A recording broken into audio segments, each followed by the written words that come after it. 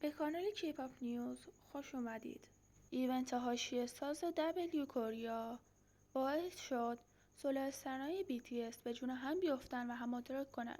قضیه از اونجایی شروع شد که بعد اینکه نامجون، جیهوب، تهیونگ در ایونت شرکت کردن و حاشیه‌هایی پیش اومد، یکی میاد توییت میزنه که فقط شوگا و جین هستن که BTS رو سر پا نگه داشتن و رسوایی نداشتن، که این باعث خشم سولسترنای جیمین و بقیه شده و اومدن گفتن درامای اسکوتر شوگا رو یادتون رفته، درامای برند الکل غیرقانونی جین چی؟ سولسترنای شوگا و کوک و تهیونگ هم گفتن جیمین یه بزدله که شایعه قرارش با اون زنه رو گردن نگرفت و باعث شد اون زنه از طرف فندوم زن ستیزش هیت بخوره.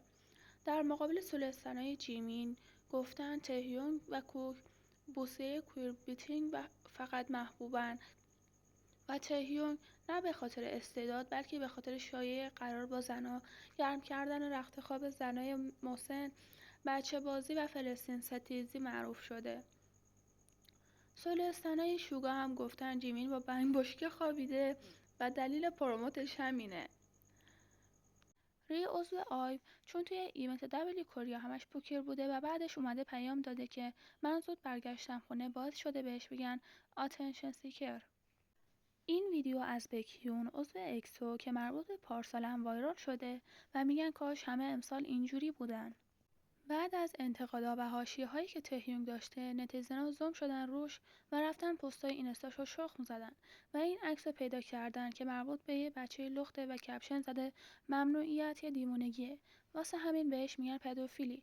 البته فنا هم دفاع کردن و گفتن این مربوط به یه فیلم امریکن بیوتیه و اصلا موضوع فیلم این نیست.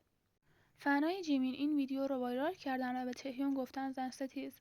فنای تهیونگ هم در عوض این ویدیو رو وایرال کردن. این قضیه تا جایی پیش رفته که پای بقیه فندوما هم باز شده و جنلیسا دارن هیت میخورن. سولسترنای اعضای BTS به شدت مورد انتقاد قرار گرفتن چون دارن از بیماری به نام عقب ماندگی به عنوان درک استفاده میکنن. اونا معتقدن نباید تو فنوارها از این بیماری واسه تخریب استفاده کرد.